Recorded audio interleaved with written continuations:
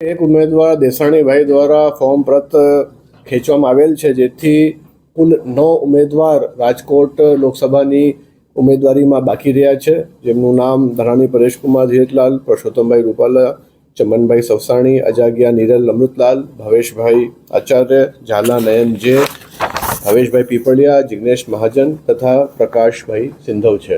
તંત્ર જે as per ટાઈમલાઇન્સ બધી કામગીરી કરી રહી છે. આજે નામાંકનની યાદી ફાઇનલ થઈ હતી. હવે બેલેટની છાપકામની ચાલુ થશે કામગીરી. અત્યારે આપણે જે સેકન્ડ રેન્ડમાઇઝેશન જે છે સ્ટાફ જે પોતાનું વતન કે ઓફિસની એસીમાંથી બીજી જગ્યા ફરજ બજાવવામાં આવે એના માટે રેન્ડમાઇઝ કરવામાં આવે છે. એ પ્રક્રિયા પણ માનનીય ઓબ્ઝર્વરશ્રીની હાજરીમાં કાલે પૂર્ણ થઈ હતી અને આ તબક્કાવાર કામગીરી મતદાન માટે ચાલુ કરી દેવામાં આવી છે. જે 15,000થી વધુ જે છે કર્મચારીઓ ફરજ બજાવવાના છે. પેરામિલિટરી સ્ટાફ પણ અમે માંગણી મોકલી છે અને જે રીતે નોર્મ્સ છે એ પ્રમાણે અમને વહેલી તકે અહીંયા પ્રાપ્ત થશે. આમ કોઈ કાયદા અને લો એન્ડ ઓર્ડરની દૃષ્ટિએ વલ્નરેબલ જે કહેવાય છે એવો એક પણ પોકેટ નથી જ્યાં ધાક ધમકી કે કોઈ બીજા બીકના કારણે ઉમેદવારો વોટિંગ નથી કરી શકતા. પરંતુ એ ક્રિટિકલનું જે કન્સેપ્ટ હોય છે એમાં આપણે 1046 જેવા ક્રિટિકલ રાખ્યા છે, જ્યાં વધારે પોલીસ ડિપ્લોયમેન્ટ કરવામાં આવશે. આ બધા પેરામીટર્સ ગત મતદાનની ટકાવારી વગેરેના આધારે પંચની સૂચનાઓ પ્રમાણે હોય છે.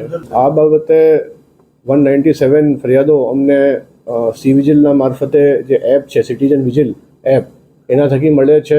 એમાં જે પણ ફરિયાદ આવે છે એનું ધારાધોરણ પ્રમાણે 100 મિનિટની અંદર એનો નિકાલ કરવામાં આવે છે.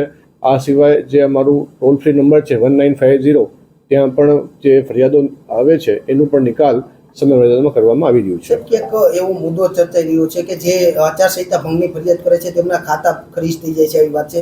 ખરેખર શક્યતા સાવ ખોટી વાત છે.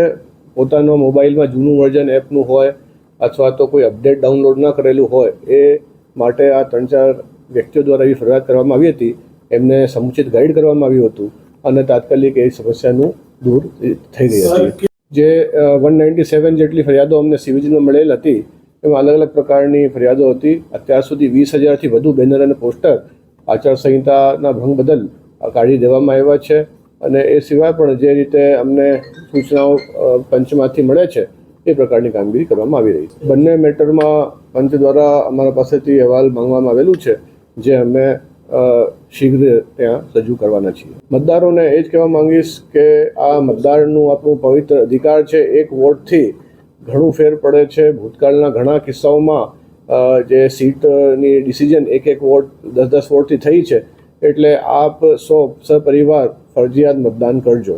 સાંજ સમાચાર ફેસબુક પેજને લાઇક કરો, વિડીયો શેર કરો અને વધુ વિગતવાર સમાચાર માટે sanssamachar.net વિઝિટ કરો.